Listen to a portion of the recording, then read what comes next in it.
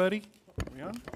Welcome everybody to the City Council meeting, Tuesday, July 5th, 6:30 p.m. We're going to start this meeting off with a roll call and determination of quorum. Nordstrom. Here. Weifenbach. Roberts. Stroman. Armstrong. Jones. Here. Lehman. Here. Solomon. Evans. Drew. We have a quorum. Thank you. And before we go to our invocation, Mr. Jones has requested a point of personal privilege. Thank you very much, Mr. Chairman. I appreciate that. We have a tremendous amount of employees who work for the City of Rapid City. And some of them are visible, some aren't. Some have high fancy titles and some don't, and all points in between. But we're blessed to have each and every one of them that we have. But sometimes some of our staff receive awards and recognition that deserve us taking a minute to just stop what we're doing and recognize them and tell them how much we appreciate what they do and how much they mean to us. Not too long ago, Finance Director Pauline Sumption was named the South Dakota Finance Officer of the Year through the South Dakota Municipal League and Municipal Officials Association. That is a very high-placed honor.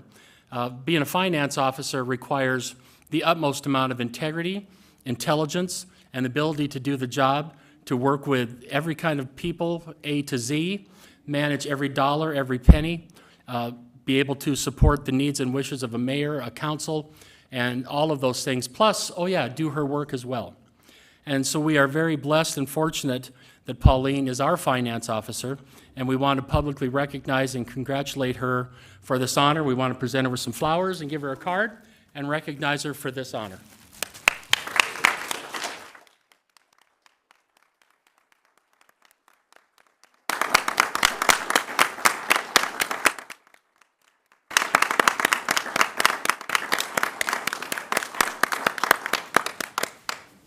Thank you, Mr. Chairman. I yield. Thank you, Mr. Jones. Up next, we have the invocation by Mr. Ron McLaughlin. Will you pray with me?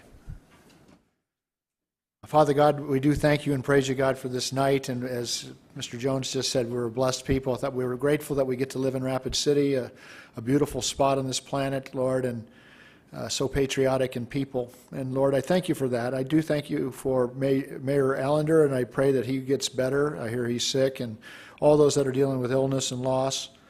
Lord, I thank you for the first responders in this room and for their protection and how they're there at the beginning of anything bad. Lord, I thank you for these decision makers, those that have led and served and those that are coming on to lead and serve. Lord, we're blessed by them. I pray that you would just give them discernment and wisdom, direction, Lord, leading, and we'll trust you with that in Jesus' name. Amen.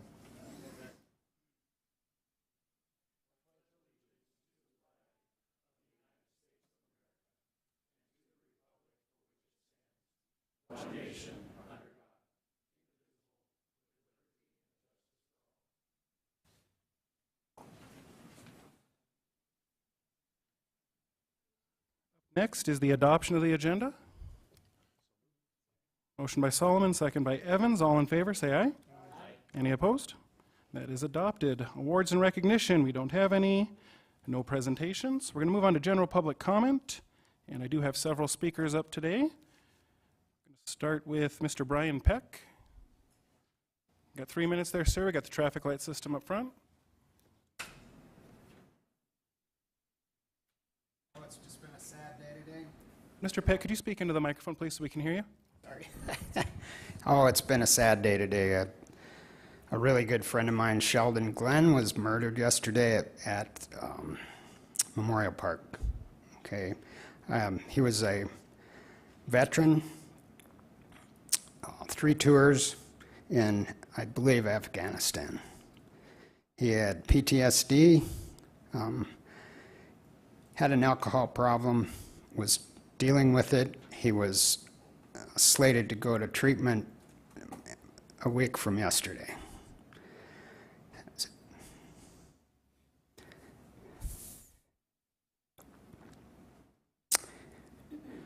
I'm heading to Seattle this next week to learn about the block project that they're doing in Seattle, and hopefully we can do that here in Rapid City, where we will be building accessory dwelling units for people like Sheldon.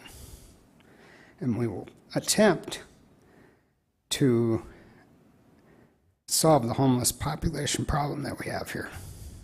So I just request that your assistance in whatever way that you might see fit. And just thank you. And we're basically going to start building those on Maple Street, and we're going to call it it's basically going to be a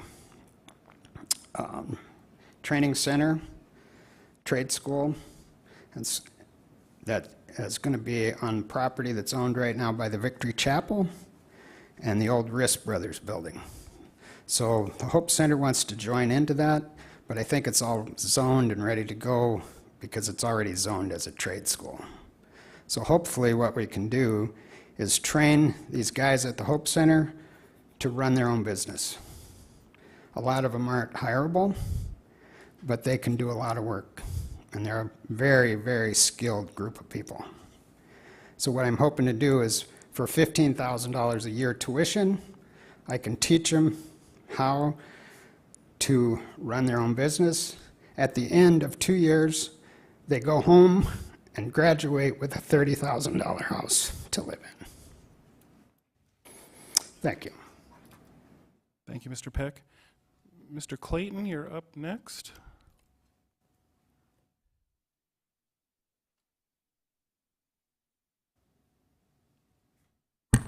Evening, council and staff members. Boy, this thing's loud. First, I'd like to thank the outgoing council members and also those who remain to serve.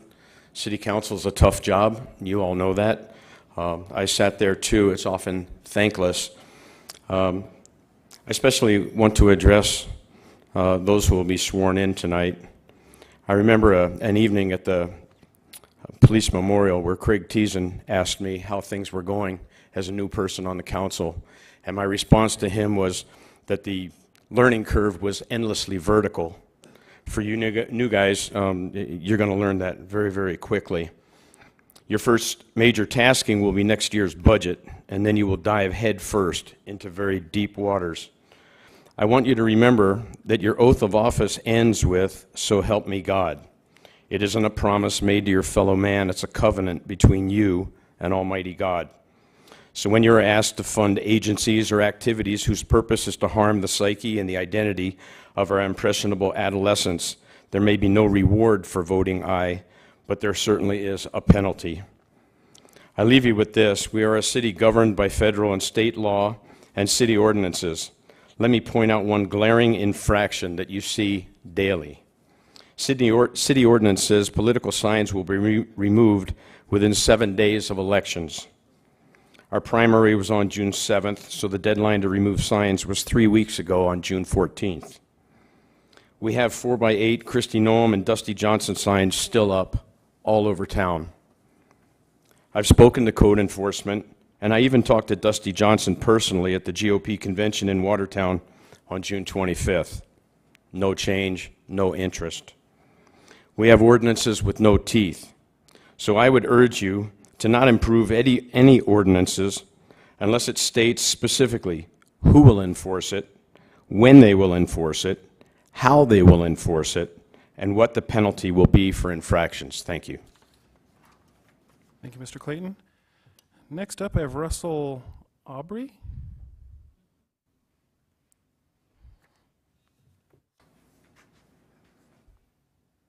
Yes, my name is Russell Aubrey. I live at 129 East Philadelphia Street in Rapid, which is the Roosevelt Park area.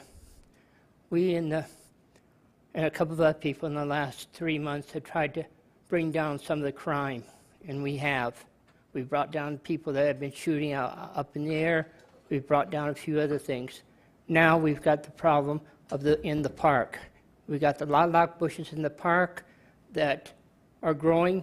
People are hiding behind them and whatever they're doing, drugs or whatever. Those bushes need to be cut down permanently like they were planned for back when the swim center was done. And we did cut them down to the ground. Then we let them grow back up again, and now they're at the point where they need to be cut down again. The Parks Department says they got no time, no money to do it.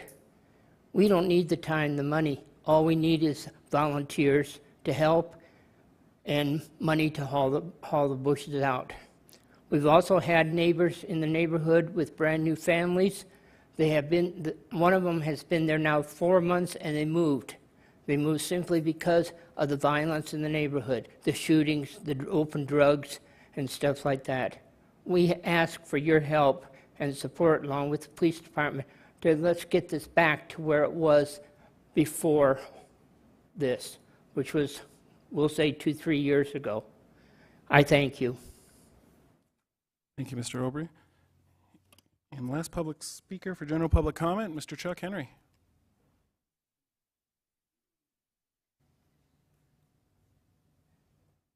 I want to kind of add on to his comment. They expect us, for you guys to do all the work. They don't want to be involved in it. So I found out that if you get involved, that helps you out. Oh, Darla Drew, I'm going to miss those fancy glasses you wear every time you're here. Yeah, I don't know if anybody noticed them. There you go. And Ron, I didn't know Ron at the beginning, but now he's here. Another thing, Jason Solomon approached me after one of the meetings when I was talking about chewing out the people that don't want to put sidewalks in. He was saying that he lives in the area off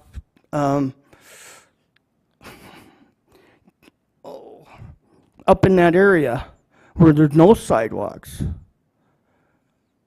And then a public works director approached me and said the soil there can't support the sidewalks.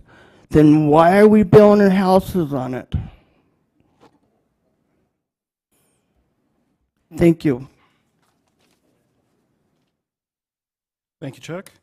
Next on the agenda, we're going to start with some old business, non-public hearing items 1 through 6. Going to open public comment for 1 through 3. Don't have any comment on that. Going to close that. So consent items 1 through 3. Would the council members like to pull anything? If not, I'd entertain a motion. Motion by Armstrong, second by Jones. All in favor?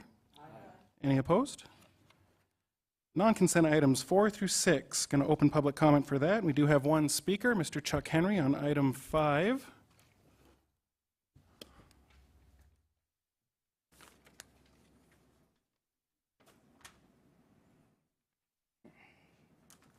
Oh. Changing names of streets that have already been named. Tearing down monuments that have been put up. People want to rewrite history. That's not how it's supposed to be. Why are we trying to rewrite history? Because people don't like it? Yeah, that's part of our life. We either like it or we don't. And that's damaging public property and private property for doing stuff. Thank you. Thank you, Mr. Henry. Item 4, second reading of ordinance number 6542 regarding supplemental appropriation number 2 for 2022. Motion by Drew, second by Roberts. All in favor? Any opposed? Motion passes. Item 5, approve resolution 2022-050, a resolution of road name change to change St. Cloud Street to St. Paul Street for property generally described as being located on St. Cloud Street from 5th Street to 2nd Street.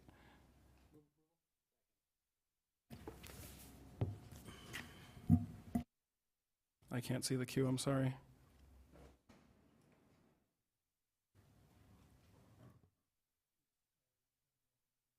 I'm calling you, Darla. Thank you, Mr. Chair. Can I direct a question to Dale Tech, please? Absolutely. So, Dale, why are we having this name change? Seems like sometimes we do this and it's just more confusing, but I would hope that this makes things generally easier to follow. So just give me a rundown on why we're doing this. A portion of St. Cloud Street was reconstructed, and there was always confusion because it was a forked road. So we had two parallel legs of St. Cloud Street that existed. With the project that's currently going on, that fork will no longer exist, so we'll have two distinct roadways that will have access from different points. That necessitates a road name change for emergency purposes, delivery of packages, so on and so forth. I'm probably not the right person to ask as far as the science behind road name changing. Director Fisher would probably do that a bit more justice than I could. Hello, Vicki, if you'd like to address that. I just get from what Dale's told us, there were two roads that forked, and both of them were called St. Cloud Street. Is that correct? Mr. Chair, Of course. thank you. Dale is absolutely correct. And with the road project that the Public Works staff is working on right now, that southern fork will no longer connect to Fifth Street. And so knowing that, we need to take that southern leg and name it something else. When we looked at how many properties would be affected, where the alignment stopped and started, it made sense for the southern leg that does not connect with the St. Cloud Street to the west of Fifth Street, that would be the one that would have an alternate street name. So we put the property owners on notice. We did have one gentleman show up at a committee meeting about a month ago. We continued the item. We got with staff. He came in and we got with staff. We explained the project to him. He was on board with the street name change. He liked it. Now he's going to be living on what is going to function as a cul-de-sac street. And so we have not had any other complaints from any of the neighbors in regards to St. Paul. And from what we have heard, everyone does like living on St. Paul Street. Okay. Well, thank you. That's all I needed to know. I yield. Thank you, Ms. Drew. Mr. Evans? I just wanted to clarify why I voted against this, and I'm still going to vote against it today. I think it's illogical. It's kind of forked logic. You mentioned the word forked. Well, in cartography, we try and keep things consistent, and I don't know, it just seems odd that we're keeping the street alignment that goes throughout the town and we're changing 2 blocks of it in that one little section. It would be a little more palatable if they were changing all of Signal Drive down to, name it Signal, but you go halfway up the hill and all of a sudden St. Cloud becomes Signal, so none of it makes any sense to me. I think it's an illogical choice, and we have dozens of other instances in the city where we have discontinuous streets, but they continue on the same line.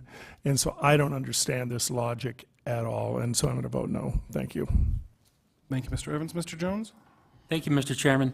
I was not in favor of this name change in the beginning. I kind of liked the idea of Upper St. Cloud, Lower St. Cloud, or some other ideas that came forward. However, we have a process in place through Director Fisher's office that studied all options of it. Emergency management were brought into the picture. At least one resident, the gentleman that was here, and he was amazing. I was so happy that he came. He spoke well. He had a lot of great things to say, so it was reviewed a second time.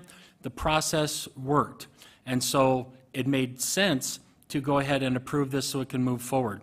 I changed my mind based on the study that was done and the information that was brought forward, and so that's how the process works.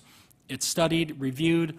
If it needs to be reviewed again, which we asked this one to be, and then it came forward. So another good example of our process is working, the council working together, or the Public Works group working together with advisors from our staff, listening to the community, and a good decision was made. So this one is a good one for us to move forward with, and I support it. And thank you to everyone that helped make it happen. Thank you, Mr. Chair. Thank you, Mr. Jones. Have no motion on the item? Motion by Robert, second by Solomon. Sorry, motion by Jones, second by Robert. All in favor, say aye. Aye. Any opposed? Nay. Motion passes with 1 no for Mr. Evans. Item 6, West Adams Street Water Main, West Boulevard North through Allen Avenue, project number 192530, CIP number 50960. Opened on June 14th, 2022, was previously approved at the June 20th, 2022 council meeting. to the lowest responsible bidder, underground construction, in the amount of $990,995. However, the funds were not appropriately allocated on the bid document submitted. Approve the project with the corrected funding allocations. Motion by Nordstrom, second by Drew. All in favor? Aye. Any opposed? Public hearing items 7 through 11. We are going to open public hearing items. Mr. Henry would like to speak on number 11. Open public comment for the public hearing items.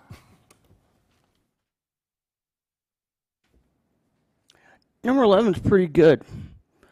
In my mayor's summary, or whatever you want to call it, I put down in there is to go through all the ordinances and codes and see what can get rid of that don't apply today. So we would be good to have a committee do that, and any attorney that wants to volunteer for it. Thank you. Thank you, Mr. Henry. Consent public hearing items 7 through 9. Would the council like to pull any? If not, I'll entertain a motion to approve all. Motion by Roberts, second by Solomon. All in favor? Aye. Any opposed? Motion passes. Item number 10, second reading ordinance 6540, an ordinance amending section 1706 of chapter 17 of the Rapid City Municipal Code. A request by Long Branch Civil Engineering for Muth Holdings LLC for a rezoning request from low-density residential district 2 to medium-density residential district for property generally described as being located north of Catron Boulevard between Wellington Drive and Tartan Court. Motion by Nordstrom, second by Evans. All in favor? Aye. Any opposed? Motion passes. Number 11, second reading, ordinance 6541, an ordinance amending section 1706 of chapter 17 of the Rapid City Municipal Code. A request by Aaron Shaw for a rezone request from general commercial district to medium density residential district for property generally described as being located at 731 Franklin Street. Motion by Drew, second by Evans. All in favor? Aye. Any opposed? Motion passes. And that ends the old business. Councilwoman Drew, Councilman Weifenbach, did you guys want to go up front, take pictures, to bring family along? You want to say a couple words, hand the trophies over? I'll let you guys kind of take the lead on this. We'll do it down front.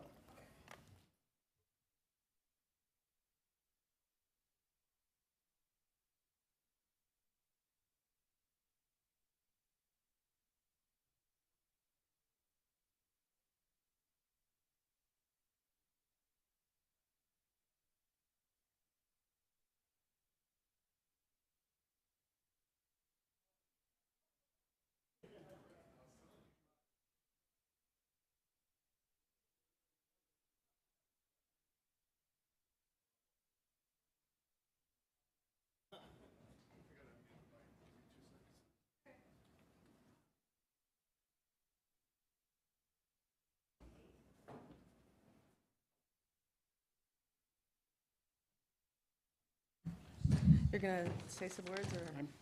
Okay. Just turn on. I'm just going to thank you for your service to the city, Ms. Drew, and I'm going to give you the microphone and hand you your beautiful trophy. Here, get that, Liz. Pulling my fingerprints, sorry. Your hands are cold. All right. I've been here 8 years. I've got a few things to say. Nothing bad.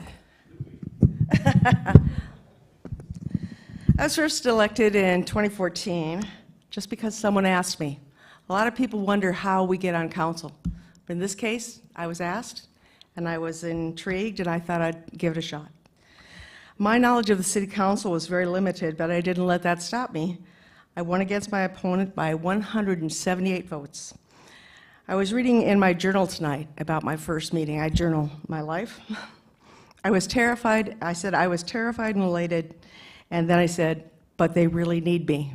So Richie was very helpful, and Chad Lewis mainly yelled in a quiet voice at me during the first meeting, but I'm sure it was done with respect. My second term as an incumbent was a bit smoother, winning by over 700. In my last term, I won by an even larger margin. During the third term, I was able to experience the first ever gender equal council with 5 women and 5 men.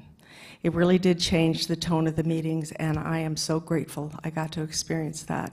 I hope we can get back to it. Right now, I leave the council with one woman. I'm proud of the many things I got to vote on as a council member. I was one of the first 9 to vote on the Civic Center, the Summit Arena, taking words from Jason Solomon there. That was a big point of pride for me. And it'll prove to be a beacon of entertainment and income for the city. It's already started in that direction this summer. I was happy to put a well-researched building at 6th and Main. Some people might disagree with me on that, but I think it's going to be a great project, and it should start this month, and it will transform our downtown. I'm proud of the work the City Council has done to help the homeless and free up our emergency response teams and police department for other work. The One Heart Center to help people back to jobs and homes, the Crisis Care Center, and for lack of a better term, we do have a sleep center where we drop frequent flyers off to sleep off their latest party, and we don't process them anymore, and it saves this city a ton of money. I was glad to be part of that. The new mental health center is being built now. It's a place where most of this homeless cycle starts. And our wonderful Journey On group, they're young people, usually of Lakota descent, working with the people near the creek. And these people are helping in situations that don't need a gun. They're helping with people that might need directions, might need water, might need a ride. And it doesn't need our police services. And they've helped us by eliminating 3,000 calls to the creek within 2 months. It's very impressive. I love this project. One of the things I got to work on, well, lots of things I got to work on, new fire department. I can't wait to see that. Our old one is just an embarrassment, so our Fire Station 1 will be redone. I got to work on the Ascent Center, making sure the land was available for that wonderful David Lust Ascent Center, and a place where greater brains than mine go to work on our future. And also the Honor Banner project has been, I think, a transformative thing for our city. COVID was a tough time. I hope that the new council will not have to go through anything like that again. But a lot of times I felt like this isn't what I signed up for. Well, I was wrong. This is what you sign up for. You're signing up to be a city leader. And it's tough. You know, we had hard times, long meetings, and basically getting our butts chewed. But we did it, and we stayed through it, and now we're on a whole different track that's taking this city to new heights, and new people living here, and more people wanting to be here because of the decisions made in this room. There are huge things on the horizon. Oh, excuse me, I left out the Indian Cultural Center. We granted them $9 million to start their center, with $11 million still to come. There are huge things on the horizon, and I honestly don't know why people watch Fox, MSN, or CN, or PBS when the big decisions are made here in this room. You don't even have to come here. You can just watch it on TV. Maybe it's too close to you and you just don't want to know about it. But to quote Dan Aykroyd, for you new folks especially, nothing can prepare you for the unbridled carnage you're about to witness. You might remember that from Trading Places. Let me give an example or two of some of the things coming up for this city that this council will have to determine. We've got a $170 million expansion going on for our airport.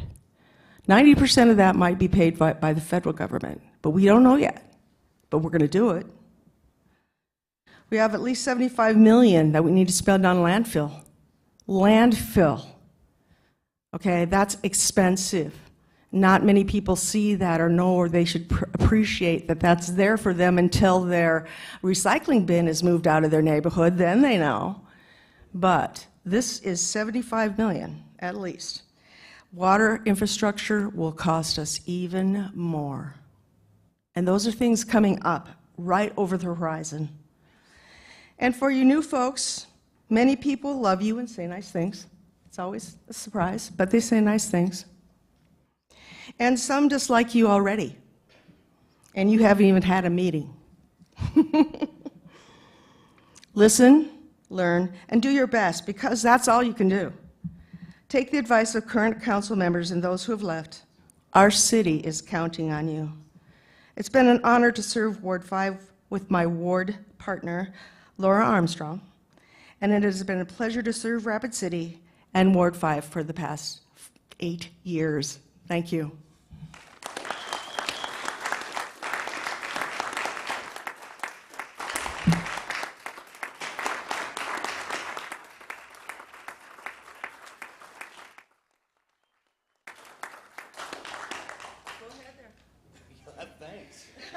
Mr. Weifenbach, you have a tough act to follow here.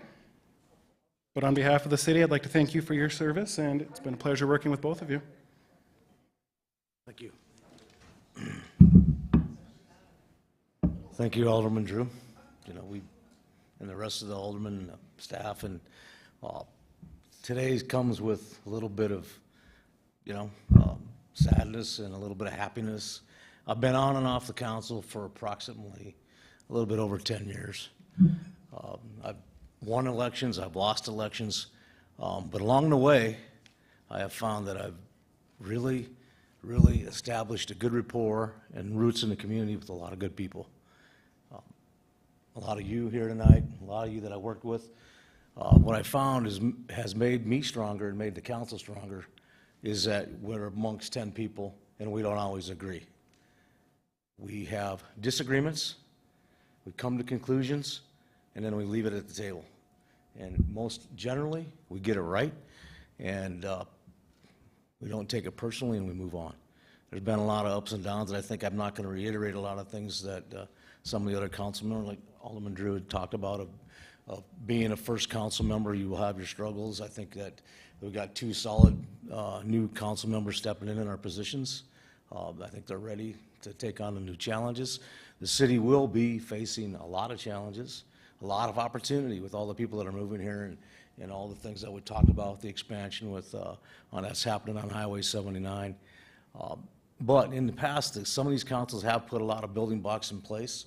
We've secured water rights for Pactola. These are things that I witnessed during my on and off periods of being on the council. We've done a lot of good projects, a lot in the youth sports community, which has built a strong and healthy and vibrant community. We've set aside a lot of our parks. We've built them up strong. We've taken a lot of time to look at our police department, our fire department, build them stronger. We're currently working with the landfill, as Alderman Drew talked about. There's a lot of opportunity, and I think that the one thing I've learned about the citizens is they're willing to do what it takes as long as they get the services they expect. They understand that there's a cost for those services, and as long as we, as council members, make prudent decisions with their money, their taxes, they're fine with that. Tonight, I'm leaving my position in good hands with Mr. Ham. I've met with him. I've met with Mr. Roslin, and I won't be leaving politics, as you probably have all well known, and I won't go into that tonight. But I still will be involved, and I still will be involved with my citizens on a daily basis. Being a council member, you are out on the street, and citizens in your community are aware of who you are. They contact you, and they have expectations for you to perform. And I think tonight, as we switch and hand over our seats, I think we're leaving them in good hands. We're leaving them in good hands with the rest of the council members and the staff that are here that'll work with them. And like I said, we don't always agree on everything, but that's, I think, the best way to get things done. You don't want to always be around people that just want to do what you think they want you to do. So I appreciate my colleagues, and I'll leave it at that. What's Alderman Drew's words were very hard to follow tonight, and a lot of the feelings that you get when you are a council member. So I appreciate it. It's okay. Thank you, and it's been good serving you.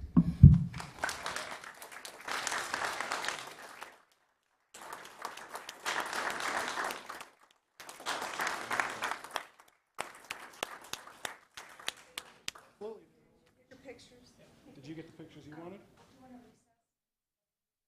Yeah. Bob and Liz, Bob, could you get a picture? I want a picture with do you. this in front of the sign? I just talked to you yesterday.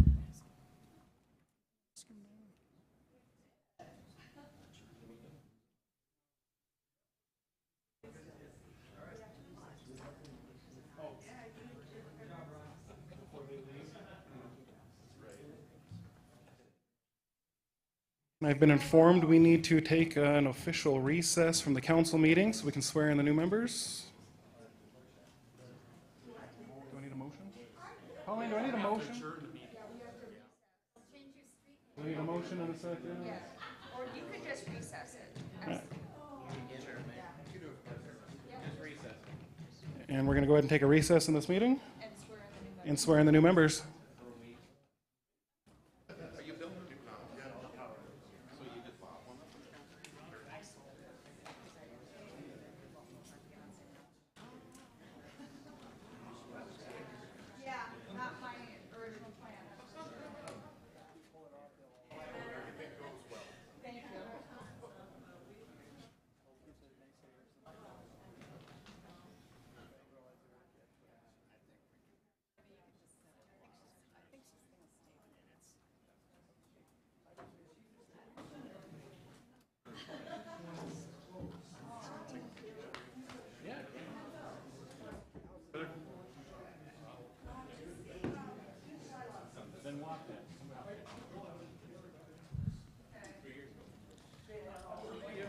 Like they need to look at the media.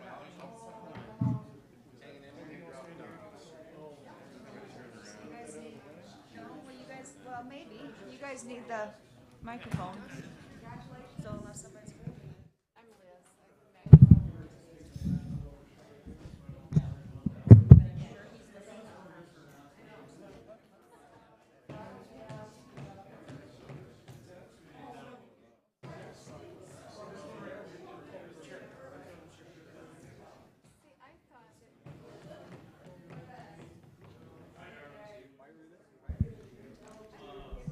It keeps it from going.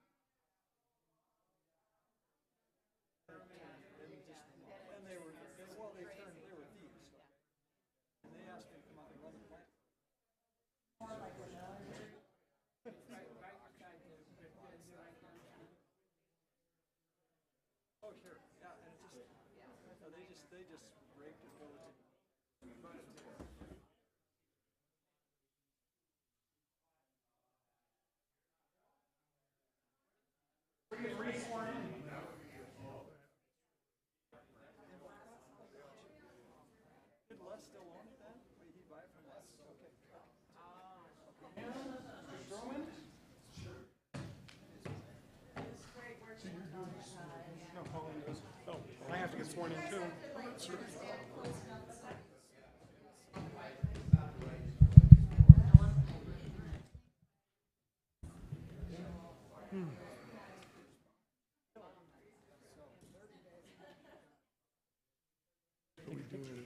Yeah, we do it as a group. You gotta get the camera.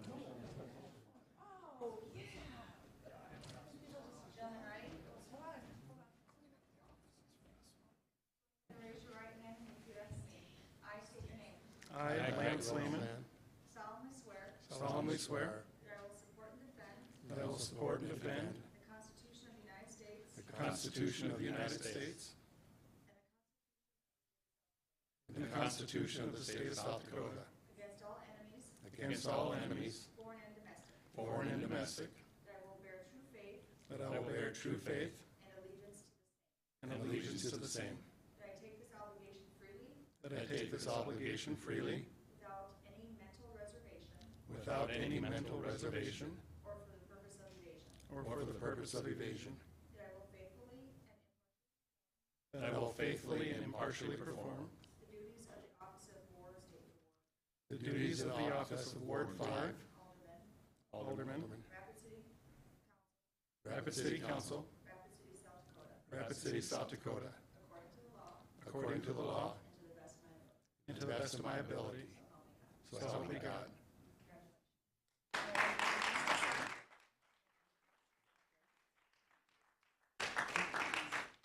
Jesse, there's two for you to sign.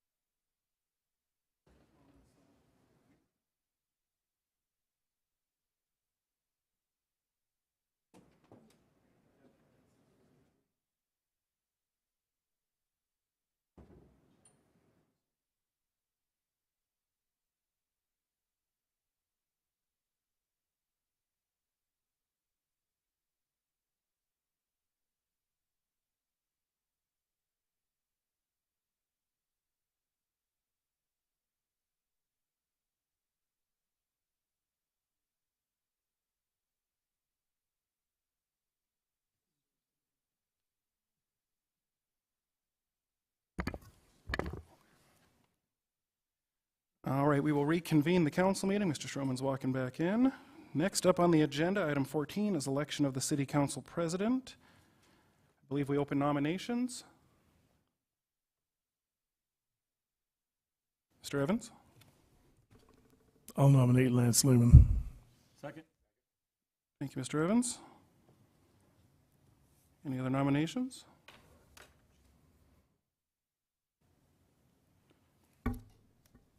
Pauline, do we just... Nominations are...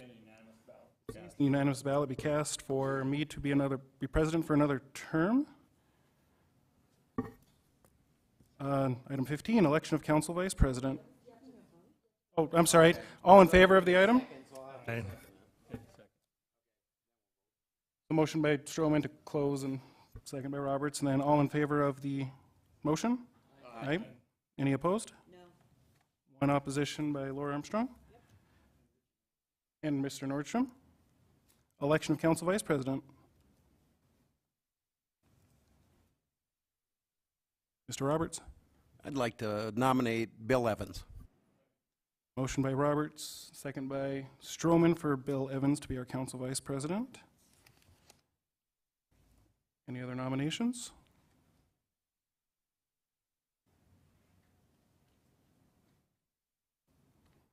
Ms. Armstrong?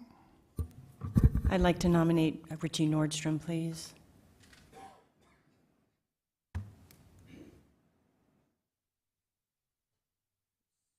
Do I need a second? Yep. Pauline will pass out the ballots. Please write your name on it for the record and then who you're voting for. And the two nominations are for Mr. Nordstrom or Mr. Evans.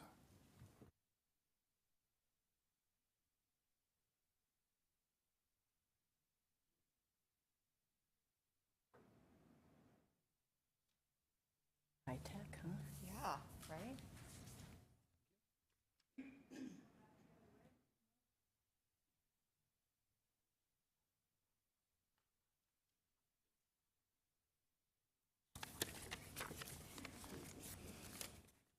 Just like high school, just fold it up and pass it along.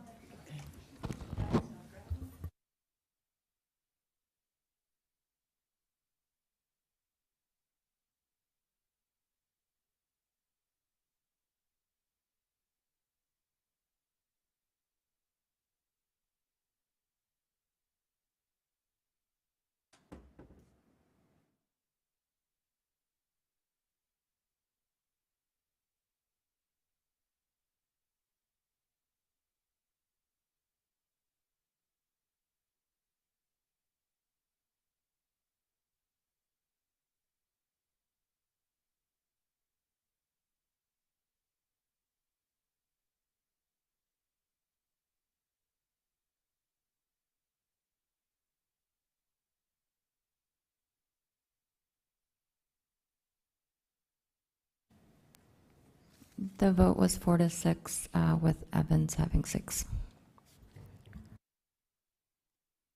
Thank you, Pauline. Thank you, Heidi. So, Mr. Evans, you are our council vice president for another term.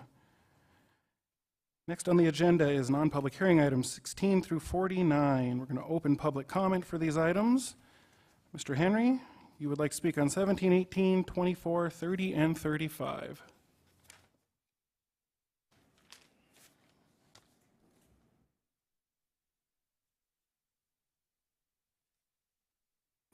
I talked to Richie about this. Would like the city attorney clarify this. Is the city eligible to get a liquor license to serve liquor on in a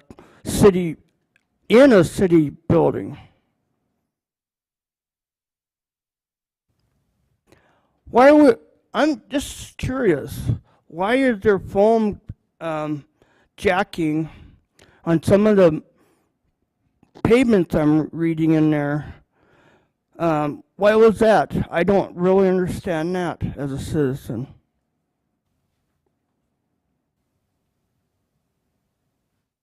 The new police department precinct is the best thing that's happened to Rapid City.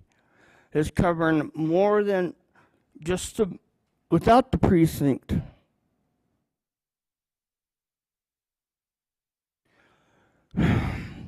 Here's another person that doesn't want to pay for a sidewalk. I've said this time and time, people that do this are very selfish. They push people, pedestrians, to walk in the street where they can get hit and even killed. Thank you. Thank you, Mr. Henry. Consent items 16 through 46. Would any of my colleagues like to remove any of the items? Public Works. Thank you, Mr. Chairman. I would like to remove items 23 and 36 for the purpose of continuing 2 weeks. I will remove item 23 and 36 to continue.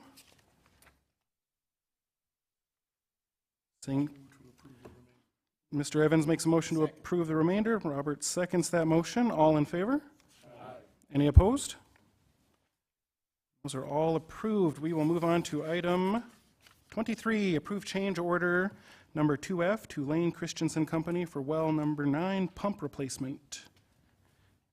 How long would you like these moved for, Mr. Tech? To the July 18th City Council meeting, so actually 13 days rather than 2 weeks. Motion by Solomon, second by Stroman to move to the next council meeting.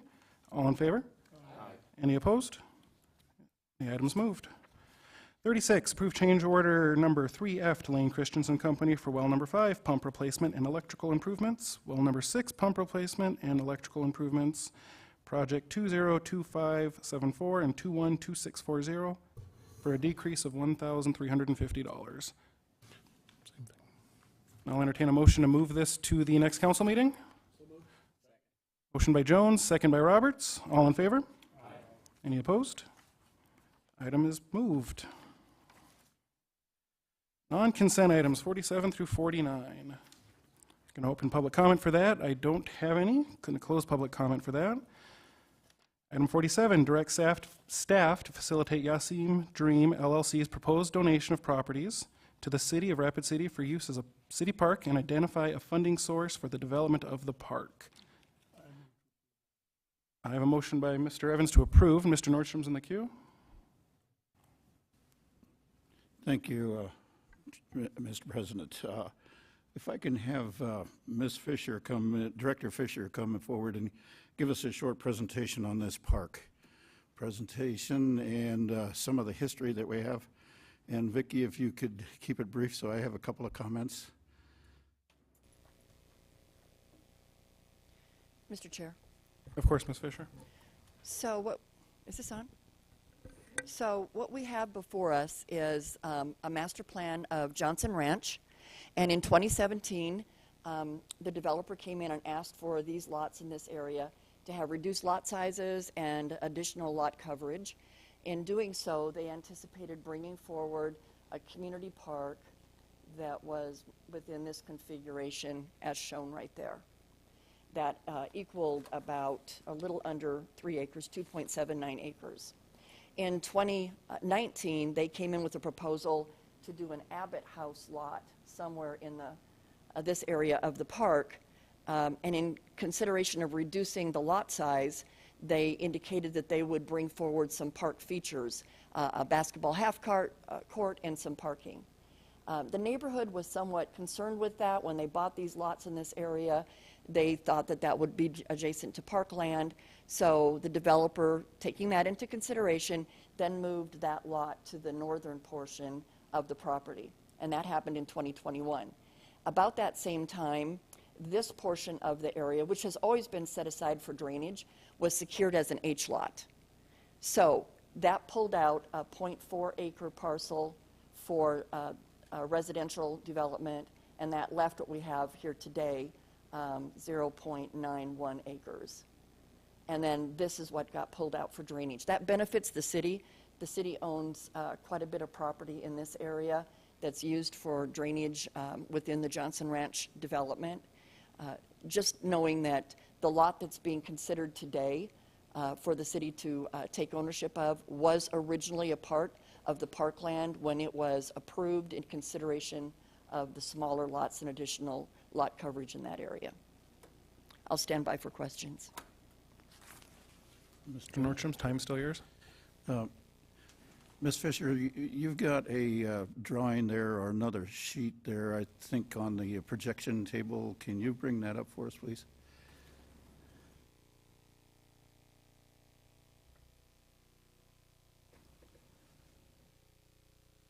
This is the current rendering off of Rapid Map. And what we're looking at is, I call it a Z lot, as suggested. So the other parcel was being looked at for the Abbott House. Now we're looking at 0.91 acres to be developed into a parkland. I can support the idea of the Parks Department taking over this project and moving forward with it, but I'm concerned that property taxpayers would be paying for this, or taxpayers would be paying for the rest of this funding that's needed for that park. So I'd like to have some discussion on some additional ideas, and I'm not in favor or won't support coming from the undesignated cash. There is a possibility that the Parks Department could see an increase in their budget through the general fund. But there's one other thing, and there's maybe some other ideas that are out there for funding on this, but there's one other idea that could be floated, and that's putting together a TIF. I haven't put enough numbers onto a TIF procedure or all of the things that checks the box for a TIF, but it is just some items for discussion, and that's my suggestions, and not Mr. Shaffey's idea of putting up a TIF. So just some other things to take a look at so the taxpayers aren't burdened with developing this park. And there's more conversation on that. And very briefly, it is, if we can get the ground leveled off and the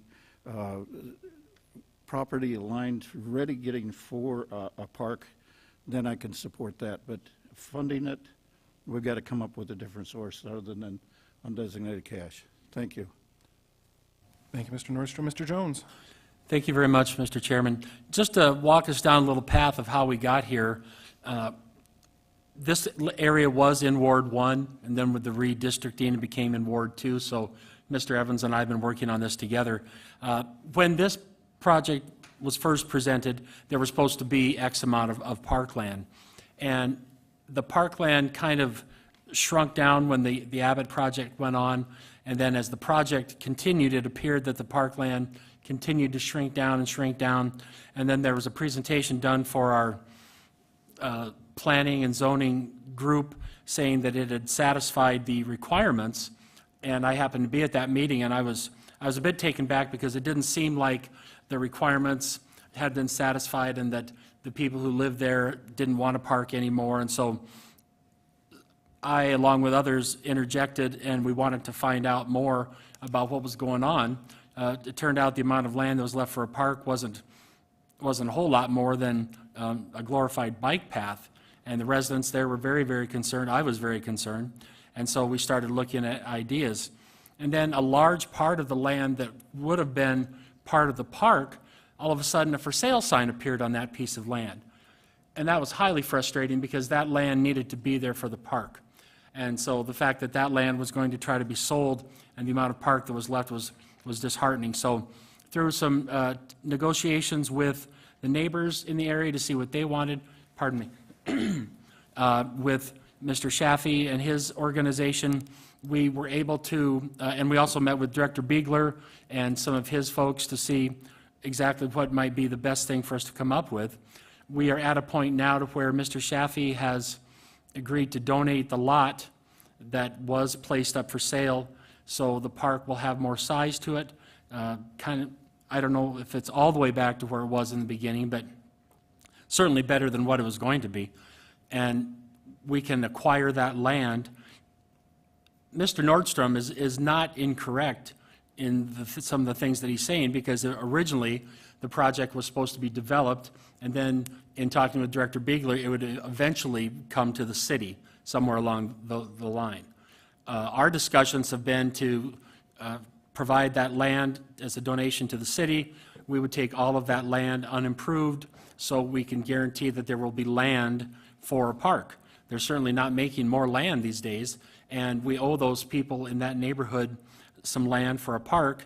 And then, pardon me, Mr. Biegler and his folks would add it to their list of properties to develop.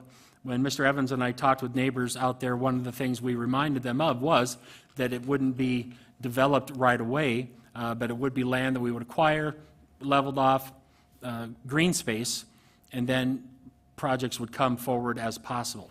We didn't meet any resistance with that. Thank you. And that's kind of where the whole thing sits right now. But you know, there are questions. Does it satisfy what the original requirement was in the project? I don't know. I think that's what this group has to decide. But we have to make sure that we hold our developers accountable when they say they will provide certain things. You know, Dream Design and Mr. Shafi, they are, in my opinion, a great friend to the city. They are great to work with, and they are a good developer, and I'm very glad they're here. But we have to make sure that when projects start off and X is said is going to happen, we need to not settle for Y unless there's a really good reason. My goal, Mr. Evans, if you don't mind me speaking on behalf of you, since we did work on this together, and I know you'll correct me if I'm wrong, we wanted to make sure we could secure land for a park for that area. That the apartments there are going to be high density, the people that live there, those are small lots, so the utmost important thing was to get the land. Now, if that isn't the right approach at this time, or if there's a better or different approach, hey, I'm all open to it. But we need to make sure we take care of the residents out there in that apartment, in the houses that go through there. Is that Hull Street? Is that the one that backs there? Johnson Ranch Road, and then. Right, Johnson Ranch Road, but there's the cul-de-sac road. Hutt Court. Hutt? Hutt Court. H-U-T-T? H-U-T-T. Oh, Hutt, okay, thank you. Those folks are the ones being impacted the most. And so we need to make sure that we live up to the promise that was made to them to have parkland, because that area is a desert as far as access to parkland, and this could be a great start to future projects coming in there to provide park area in that part of town. Thank you. Thank you, Mr. Jones. Mr. Roberts. Thank you, thank you, Mr. Mayor. Anyway, I think this is great that the city's getting the property out there. I think that as much parkland as we can get, and especially in that part of Rapid City, there's very little parkland. But I just wanted to kind of bring up maybe a suggestion. So about 8 years ago, myself, a nonprofit, and a whole bunch of citizens, we raised enough money to put a park in Rapid City without the city doing it. So we did Willow Park up in North Rapid. It took a long time, it took a lot of work, but it can be done. And, you know, I know that Jeff, if you had unlimited funds, you'd be happy to get in there and do it right away. But having the green space there is like having a park anyway.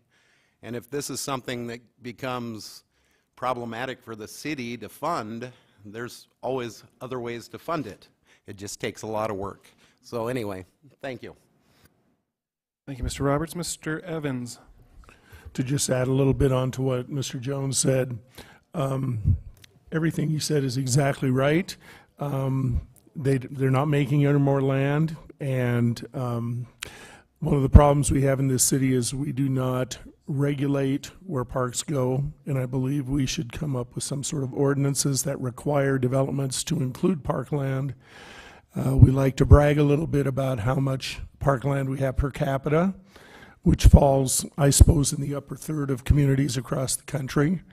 But the reality is that's mainly green space, and it's not walkable parkland for each neighborhood. And the reality is a neighborhood park is essential to the quality of life, especially for raising children. And I think sometime in the next couple of years, at least while I'm sitting up here, we need to come up with ordinances that require a school site, that require a park site within a certain distance of every home. And so I just want to bring that up as something we need to work on. Thank you. Thank you, Mr. Evans. Mr. Solomon. Thank you, Mr. Chair. So we still haven't quite heard a funding source for the development of the park, but what I would be in favor of if somebody wanted to make the motion would be to receive the land for city park land, and if we need time to figure out what that source is going to be, either through the city or through Mr. Roberts' suggestion or something else. I haven't heard anything tonight that we're all probably going to agree on, but I do think at a minimum, we should receive the land so that we can do something with it and have it be green space for now. So short of someone coming up with an idea that six of us can get on board with, that might be the best route to go to tonight. But I'm open to suggestions, just throwing that out there. Thank you. Thank you, Mr. Solomon. Mr. Jones? Thank you, Mr. Chairman. There was a motion on the floor. I'd like to offer a substitute motion that we accept the land donated, and then we work on the funding source, be it the really cool idea that Mr. Roberts mentioned, and or the Parks Department, or some combination thereof. We have time to work on those things, but getting the land is the primary thing. Ms. Fisher, can you clarify, is that correct? Would that be an acceptable motion? You could do that. You could do that. My point being, I really think this is a two-phase project. I think originally what we need to do is to determine how do we get the site leveled, get an irrigation system in, and get it seeded or sodded. This is going to be some valuable green space for those neighborhoods. Have a picnic, play a little Frisbee, kids can play a little football. It's usable if it's leveled and sodded.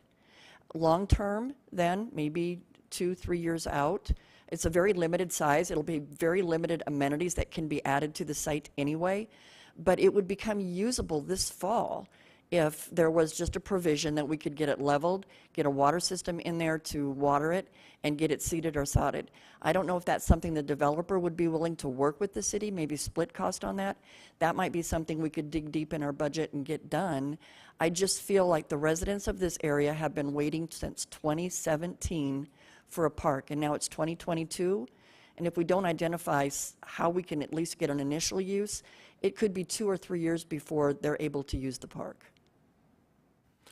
Thank you. And to clarify, Mr. Jones, the motion was to accept the land and find a funding source later. And I do not have a second on that motion. Second. Second by Mr. Nordstrom. Mr. Chair? That was the substitute motion.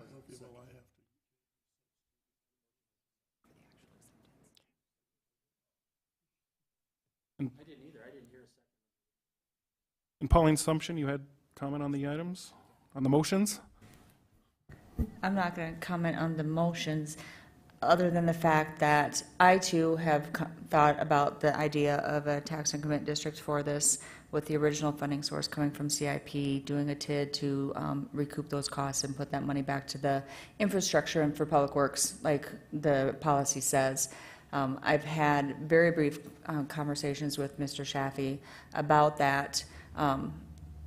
He, not running numbers, but in our conversations, what sounded positive that it might be able to work. But we still need to look at those lots, if that's the route we want to take, to see what those empty lots there are going to be developed into, to see if there's any commercial part of it, to see how fast it could pay off, or if it could pay off. But if we're going to do that, we have a timeline in which we have to get it done, because things are being built. And we want to make sure that we get a value on those lots as empty lots, so before November 1st. So not that it would be the end-all, be-all funding source, but it's something that could be explored just a little bit more between city staff and Mr. Shaffey. Mr. Chair? Yes, Just Ms. a point of Fisher? clarification. The item on the agenda tonight is to direct staff to facilitate the acceptance of the deed. You'll see this item again. You're just directing us to put together the paperwork, quitclaim deed, et cetera, and then we'll bring that back for you for final action. That gives us a little time to have some of these discussions. So would Mr. Jones' substitute motion to accept the donation be acceptable for tonight's purposes? To direct staff to facilitate the acceptance of the property. Okay. No, we'll vote on the substitute, and if it dies, we'll go to yours. So the motion on the floor is to direct staff to accept the donation. All in favor? Aye. Any opposed? The motion passes. Item number 48, request by Kevin Quinn for a preliminary subdivision plan for proposed Lot 3R and Lot 5 of Ladd subdivision, generally described as being located at 6620 West Highway 44. The recommendation is to approve with stipulations. Motion to approve with stipulations from Mr. Roberts. Second by Mr. Evans. All in favor? Aye. Any opposed? Item passes. 49, a request by KTM Design Solutions, Inc. for Rod Shop Enterprises, LLC for a preliminary subdivision plan for proposed lots 43RA and 43RB of Sweetbriar Heights, generally described as being located at 2051 Covington Street, and the recommendation. Motion by Solomon to approve a stipulation, second by Roberts. All in favor? Aye. Any opposed? The motion passes.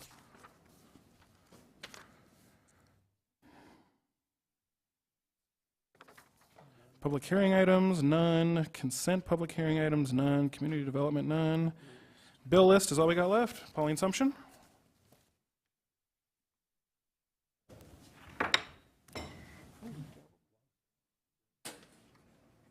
So there are no additions to the bill list, and the total is that which is attached at $8,171,883.55. Motion by Solomon to approve, second by Jones. All in favor? Aye. Any opposed? Motion passes. Motion by Nordstrom to adjourn, second by Roberts. All in favor? Aye. And we are adjourned. Thank you.